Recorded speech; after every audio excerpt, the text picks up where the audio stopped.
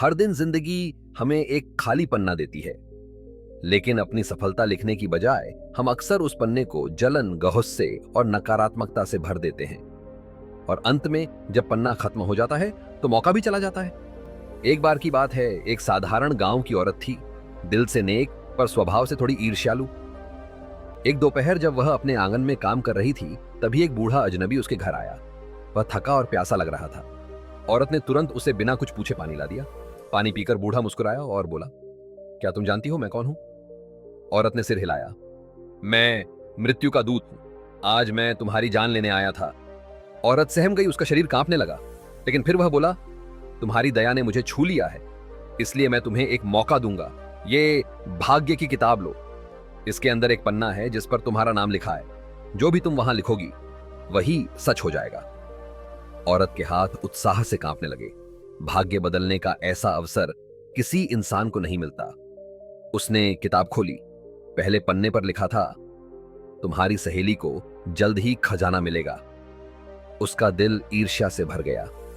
उसने तुरंत उसे काट कर लिख दिया, उसे खजाना न मिले। अगले पन्ने पर लिखा था, तुम्हारे पड़ोसी का पति राजा का मंत्री बनेगा। फिर से जलन जागी। उसने लिख दिया, वह मंत्री न बने। पन्ना दर पन्ना वह दूसरों की खुशियां मिटाती गई और उनकी जगह दुहक लिखती गई। आखिरकार उसे अपना नाम वाला पन्ना मिल गया। उसने सोचा, मैं क्या लिखूं? धन, लंबी उम्र, खुशियां। लेकिन जैसे ही उसने कलम उठाई, मृत्यु का दूत अचानक किताब छीनकर गरजती आवाज में बोला, समय समाप्त हो गया। तुमने अपना मौका बर्बाद कर दिया। दूसरों को नुकसान पहुंचाने में ही लगी रही, अपने लिए एक भी अच्छा शब्द नहीं लिख। यही इंसान की सबसे बड़ी भूल है। औरत पछतावे में रो पड़ी, लेकिन अब बहुत देर हो चुकी थी। मृत्यु का दूत उसकी आत्मा ले गया। जिंदगी हर दिन हमें एक खाली पन्ना देती है। अगर हम उसे नकारात्मकता और जलन से भर देंगे तो अपने लिए कुछ अच्छा लिखने का अवसर खो देंगे।